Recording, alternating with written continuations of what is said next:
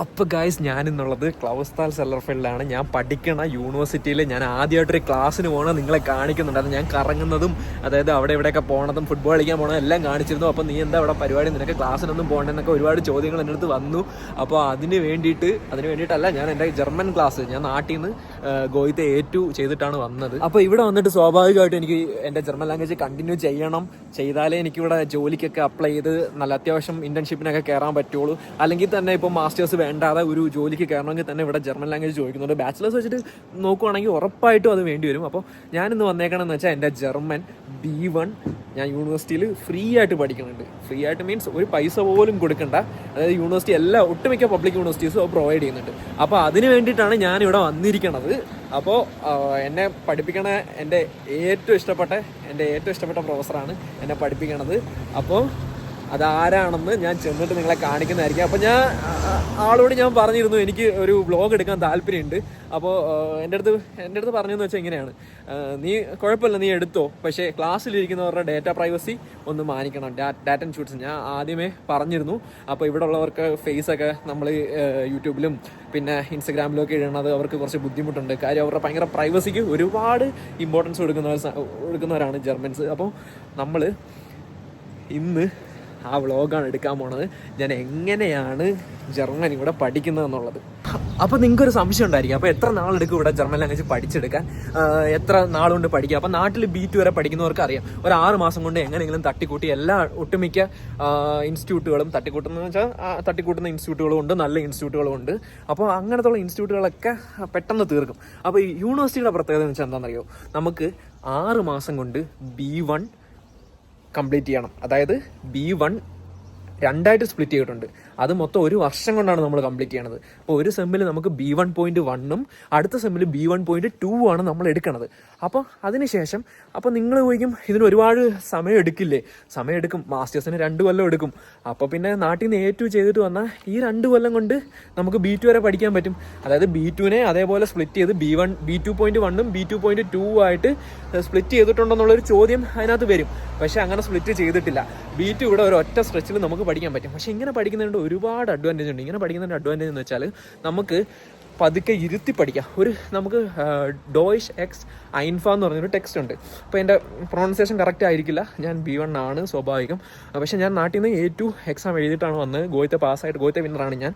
അപ്പോൾ ഞാൻ പറഞ്ഞു വന്നതെന്ന് വെച്ചാൽ, അപ്പോൾ ഇരുത്തി പഠിക്കാം, നമുക്ക് നല്ല രീതിക്ക് ഇരുത്തി പഠിക്കാം. അപ്പോൾ അതാണ് അതിൻ്റെ അഡ്വാൻറ്റേജ്. പിന്നെ നമ്മളെ പഠിപ്പിക്കുന്ന പ്രൊഫസറിനെ പോലെ ഇരിക്കും. നമുക്ക് ഒരുപാട് സ്റ്റഡി മെറ്റീരിയൽ നാട്ടിൽ വെച്ച് കമ്പയർ ചെയ്യുകയാണെങ്കിൽ ഞാൻ കാശ് കൊടുത്ത് പഠിച്ചതിനേക്കാളും ഒരുപാട് നല്ല സ്റ്റഡി മെറ്റീരിയൽ കാര്യങ്ങളൊക്കെ തരുന്നുണ്ട്. എല്ലാം ഫ്രീ ആണ്. അപ്പോൾ എല്ലാ യൂണിവേഴ്സിറ്റിയുടെ നമുക്കൊരു €200 198 സംതിങ് ആയിരുന്നു നമ്മൾ വരുമ്പോൾ. അപ്പോൾ അത് 200 ആയി മാറിയിട്ടുണ്ട്. അപ്പോൾ ആ ഒരു റേറ്റിൽ തന്നെ നമുക്കിതെല്ലാം കവർ ആവുന്നുണ്ട്. അതായത് പ്രിൻ്റ് ഔട്ട് എടുക്കണതായാലും സ്റ്റഡി മെറ്റീരിയൽ കിട്ടണതായാലും. അപ്പോൾ ഇത് ഭയങ്കര നല്ലൊരു ഓപ്പർച്യൂണിറ്റിയാണ്.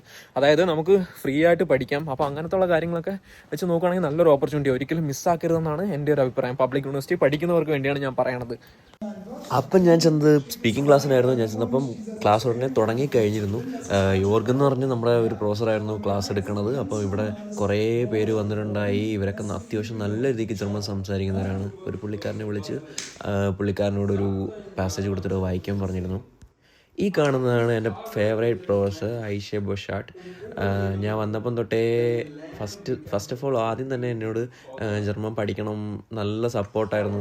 എനിക്ക് നാട്ടിൽ നിന്ന് A2 പഠിച്ചുകൊണ്ട് തന്നെ നല്ലൊരു ബുദ്ധിമുട്ടുള്ള ഒരാളായിരുന്നു എനിക്ക് ജർമ്മൻ പഠിക്കാനായിട്ട്. അപ്പോൾ ഞാൻ ഇടയ്ക്ക് വെച്ചൊന്ന് ഡ്രോപ്പ് ചെയ്യുണ്ടായി. കഴിഞ്ഞ വിൻ്റർ കൂടി ആയപ്പം ഗോസ്ലാറിന് ക്ലാസ്സിന് പോകാൻ കുറച്ച് ബുദ്ധിമുട്ടുണ്ടായി. അപ്പോഴത്തേക്കും എന്നോട് പിന്നീട് പറഞ്ഞു നീ പഠിക്കണം. എന്നിട്ട് ഞാൻ അവിടെ ഇരുന്ന് ചുമ്മാ ഇരുന്നപ്പോൾ എന്നെ ഉന്തിത്തള്ളി സ്പീക്കിങ്ങിന് വിട്ടാണ്. എൻ്റെ സ്പീക്കിങ് വളരെ മോശമാണ് ഗൈസ്. ഞാൻ എങ്ങനെയൊക്കെയോ തപ്പിപ്പറക്കുകയും നമുക്ക് ഇംഗ്ലീഷ് സംസാരിക്കും പോലെ ഞാൻ ഇങ്ങനെ സ്പീക്കിങ്ങിന് ചെയ്യുന്നുണ്ടായിരുന്നു.